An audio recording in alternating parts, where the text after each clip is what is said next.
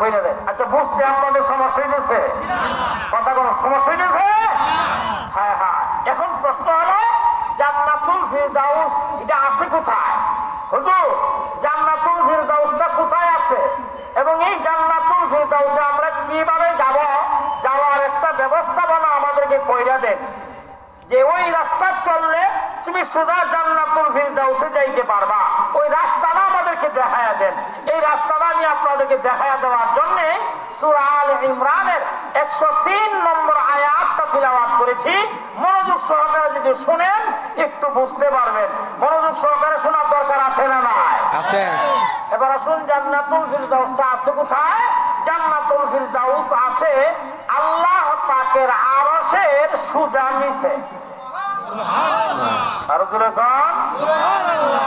এটা হলো আল্লাহ পাকের আরশ আর এটা হলো জান্নাতুল ফিরদাউস। সুবহানাল্লাহ বলেন না?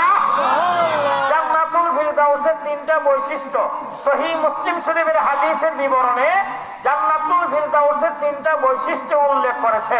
এক নম্বর বৈশিষ্ট্য জান্নাতুল ফিরদাউসটা আছে আল্লাহ পাকের আরশের সোজা নিচে। এটা এক নম্বর বৈশিষ্ট্য। দুই নম্বর বৈশিষ্ট্য হলো জান্নাতুল ফিরদাউস থেকে চারটা সাগর প্রবাহিত। দুইটা সাগর দুনিয়াতে আছে, দুইটা সাগর আছে আসমানে, দুইটা সাগর দুনিয়াতে। একটা সাগরের নাম ফুরাত দরিয়া, আরেকটা সাগরের নাম নীল দরিয়া। তো আসমানে দুইটা সাগর, একটা সাগরের নাম সিজাম, আরেকটা সাগরের নাম জিহান। এই যে চারটা সাগর, চারটা সাগরের জন্ম হলো জান্নাতুল ফিরদাউস। এই সাগরগুলো হলো জান্নাতুল ফিরদাউসের শাখা। চিৎকার দিয়ে বলেন সুবহানাল্লাহ। জান্নাতুল ফিরদাউসের দুই নম্বর বৈশিষ্ট্য গেল। এবার আসুন তিন নম্বর বৈশিষ্ট্য। জান্নাতুল ফিরদাউসের তিন নম্বর বৈশিষ্ট্য হলো জান্নাতুল ফিরদাউসের ভিতরে থাকবেন সমস্ত আম্বিয়া আলাইহিমুস সালাম।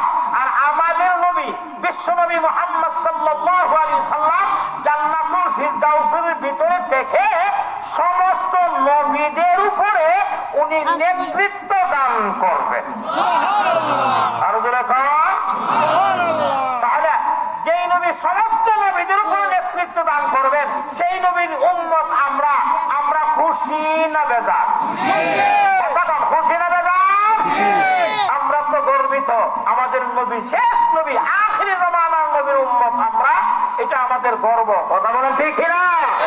আল্লাহ পাক যে আমাদেরকে আখিরি জামানার নবীর উম্মত বানাইছেন আর সরল মনা মুসলিম মার গর্বে আল্লাহ পাক আমাকে আপনাকে জন্ম দিয়েছেন, শেষ নবীর উম্মত বানাইছেন। এটা আমাদের ভাগ্যের ব্যাপার। কথা বলেন ঠিক না? আর তাহলে আমরা সেই নবীর সাথে জান্নাতে যাইতে চাই। খুশি না বেজার? কারা কারা রাজি? খুশি। আল্লাহ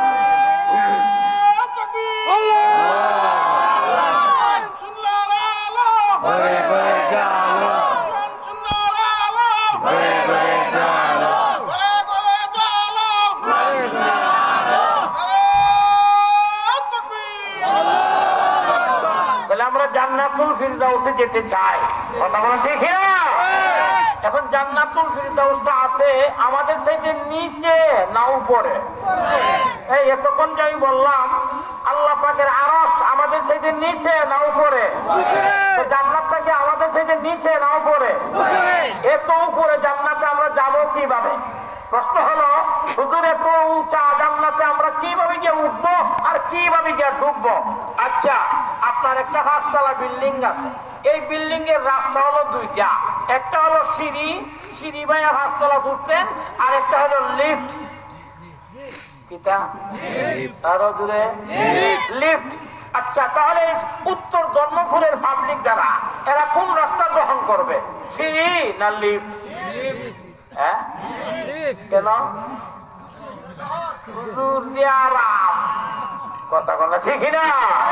হুজুর যে আরাম ওইটা নাম্বার দিয়ে টিপটে মারলিও কথা বল ঠিক না? আর যদি সিঁড়ি বাই উঠো,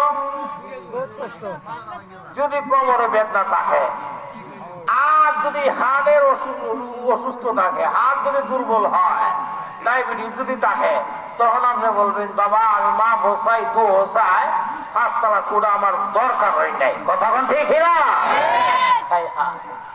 আরো সহজে আমি একটা যুক্তি দেয়া বলি।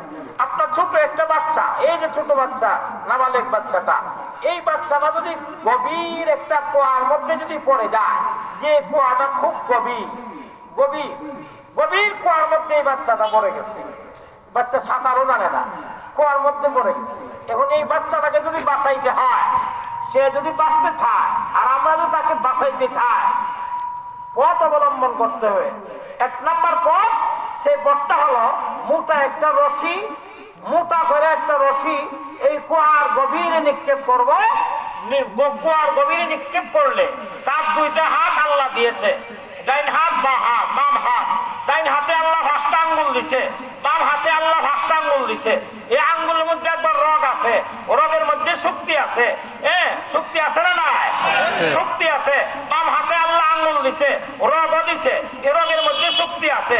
এখন যদি এই বাচ্চাটা এই মোটা রশিটার মধ্যে যদি সে যদি দুইটা হাত দিয়া মজবুত করে শক্ত করে যদি রশির মধ্যে ধরতে পারে, তাহলে তাকে আমরা উপর থেকে টান দিয়া তার নিচ থেকে তাকে উপরে তোলা আমাদের পক্ষে সম্ভব, আর সে বেঁচে যাওয়া সম্ভব। কথা বলতে কিনা? তদ্রূপভাবে আল্লাহ পাক রব্বুল আলামিন আমাদেরকে চায় না জাহান্নামের আগুনে জ্বালাইতে। সুবহানাল্লাহ। আল্লাহ যে আমাদেরকে কি মায়া করেন আমরা বুঝিই না। আল্লাহ যে আমাদেরকে কি পরিমাণ মহব্বত করে, ভালোবাসে, এটা আমরা জানিও না, বুঝিও না, বুঝতেও চেষ্টা করি না। এদিকে টাকা এত বড় একটা আসমান আল্লাহ বানাইছে কিন্তু কসম খায় নাই।